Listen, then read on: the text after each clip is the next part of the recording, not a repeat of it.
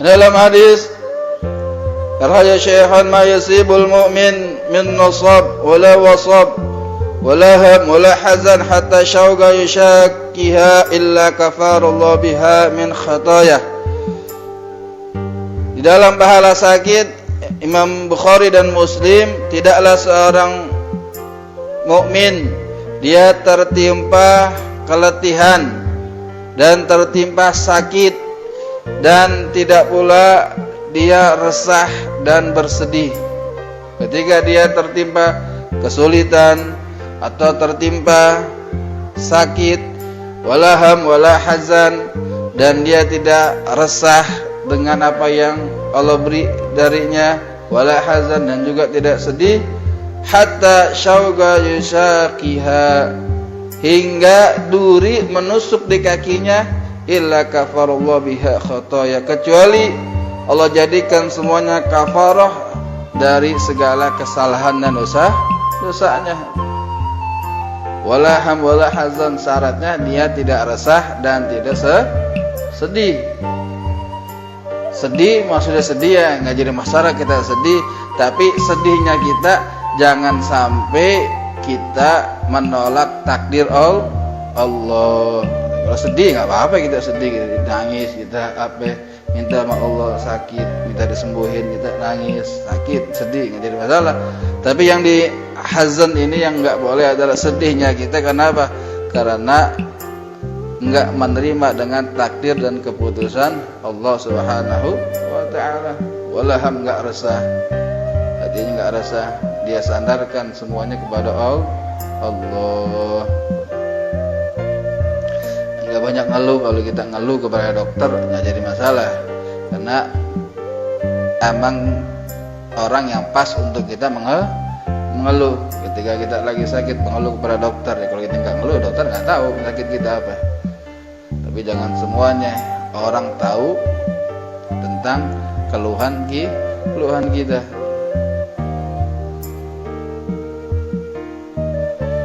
Seorang wanita soleha dalam kitab Ihya Ulumuddin, ketika dia berjalan, dia kesandung, itu kuku jempolnya sampai copot, tapi dia ucapkan alhamdulillah dan tersenyum. Bayangin, kesandung kuku jempolnya sampai copot, sakit nggak? Bagi jempol, tapi dia tersenyum dan memuji Allah. Kawannya di sampingnya bingung, ya fulana,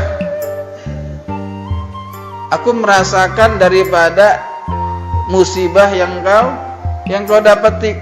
Kakinya tersandung sampai berdarah, kukunya copot, tapi kau tersenyum dan memuji Allah. Gerangan apa yang kau rasakan bosannya? Aku aja merasakan sakitnya, tapi kau tersenyum.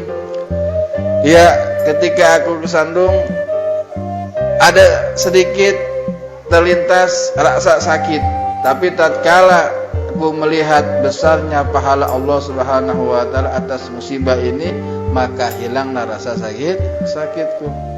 Musibah yang ku dapat dengan kesandung kakiku ini tidak sebesar dengan pahala yang Allah Subhanahu wa ta'ala berikan kepadaku. Semua musibah kita, sebesar apapun musibah kita, dan sebesar itu pula pahala yang kita dapat dari Allah. Inna azmal bala ma'a azmil jaza. Sungguhnya besarnya musibah bersamaan dengan besarnya balasan dari Allah. Kecil musibah kita, kecil juga pahala dari Allah. Semakin besar musibah kita yang kita dapat, maka semakin besar balasan yang kita terima dari Allah. Dan juga disunahkan ketika kita nengok orang sakit, bidzikri ba'di sawabil marid, kita ceritain pahala bagi orang yang kena musibah, yang lagi sakit, dan kita juga nasihatin dia untuk bersabar atas musibah sakit. Jadi kita benar-benar kita senengin dia pahala Allah seperti ini. Al-marid daifullah, orang yang sakit adalah tamunya Allah. Dalam hadis al-marid daifullah. Idza afallahu anhu ghafara dzunubahu. Kalau dia disembuhin, Allah Ta'ala ampuni dosanya. Wa idza qadal maut illal jannah. Dan kalau memang keputusannya dia meninggal, kecuali balasannya surga. Hadisnya kasih dia semangat pahala orang yang sedang tertimpa sakit dengan sabarnya.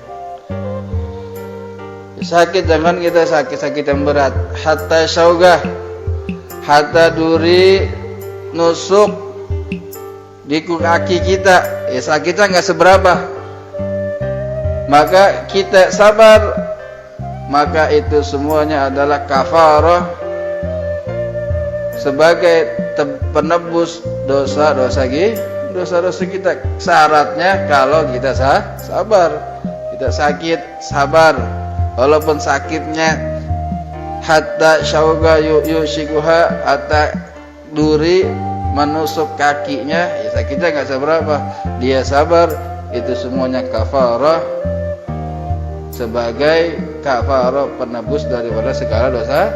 Kalau dia nggak sabar, ya udah nggak dapat dia pahala.